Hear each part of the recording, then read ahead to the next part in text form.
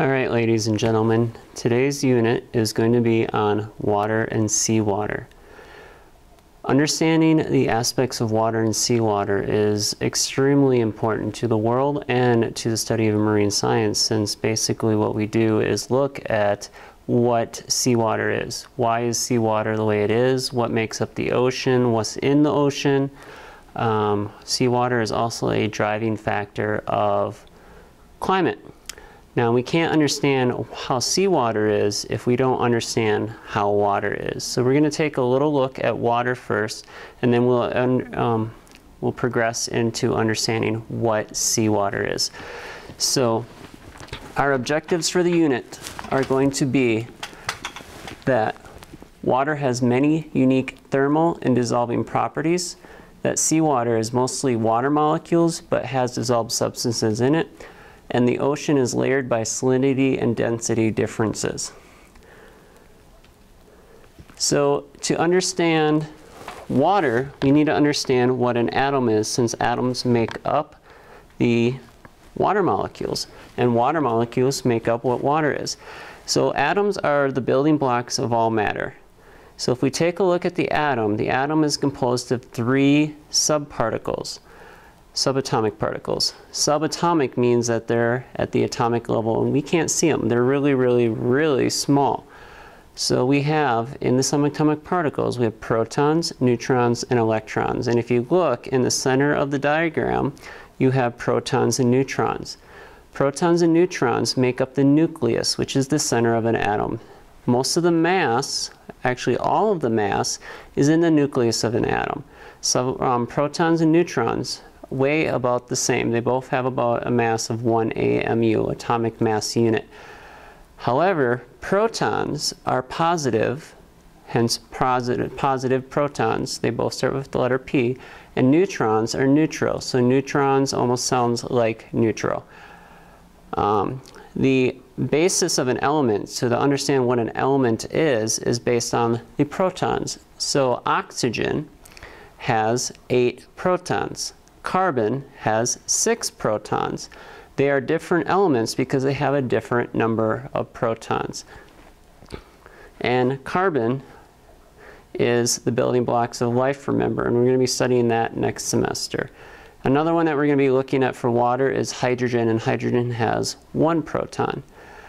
So the number of protons distinguishes the chemical elements. Well, we have protons and neutrons, but we can't forget about the electron. The electron is really, really important in how atoms bind to one another to form molecules or ionic compounds.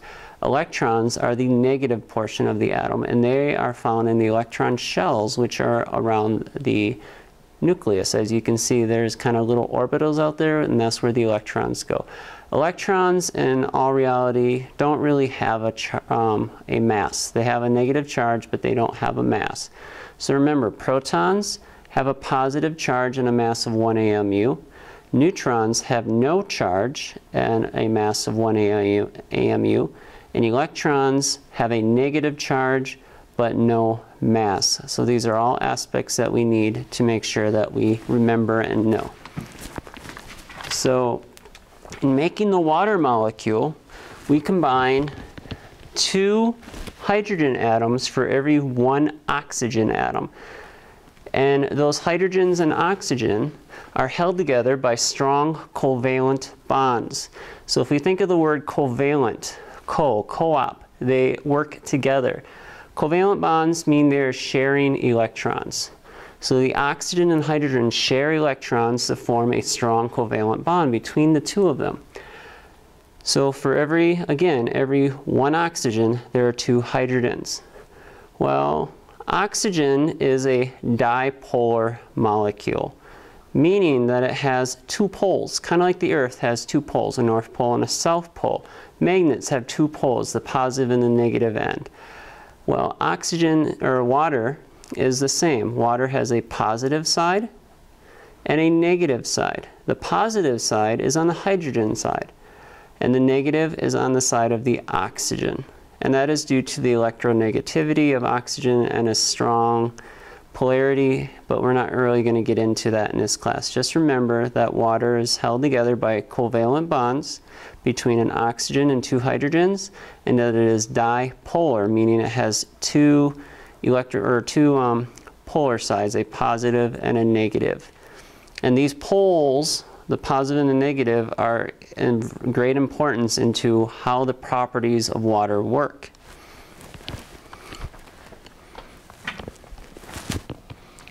So hydrogen bonding. Water and ice and gas all have to do with hydrogen bonding. So if we look, polarity means a small negative charge at the oxygen end. So if we look, the oxygen has a small negative charge, and then there's a small positive charge at the hydrogen end. So this attraction between the positive end and the negative end are what form hydrogen bonds. As you can see in the upper right hand corner, a water molecule has a hydrogen bond between them, and it's between the positive and the negative end of water molecules. And we're going to kind of take a little look at a little bit more greater aspect of this. So hold on 1 second, and we are going to explore how this further works. So let's take a look at the board. So let's back it up a little bit. I've drawn some of the molecules on the board, as we can see. So if we look, I have just a picture of a water molecule. Again, it's dipolar, so it has the positive and the negative end, and then it shares electrons through covalent bonds between the oxygen and the hydrogen. So again, water is held together because of hydrogen bonds between the positive end of the hydrogen, or of the hydrogen, and the negative end of the oxygen, which I'll just draw on here really quick. So we have the positive end of the hydrogen and the negative end of the oxygen, and those two charges want to be attracted to one another. So that creates a hydrogen bond, and they're held together by van der Waals forces, which we'll talk about in a little bit. So this is a string of water molecules that are attached to one another. And if you've ever done a belly flop into the water, you will understand how hydrogen bonds work, because when you hit the water with a belly flop, there's a surface layer of water molecules that are attached by these hydrogen bonds. So when you hit the water, the reason it hurts is because you're using the energy from your body to break those hydrogen bonds to split the water molecules apart, and in turn it really, really hurts, especially if you're up really high.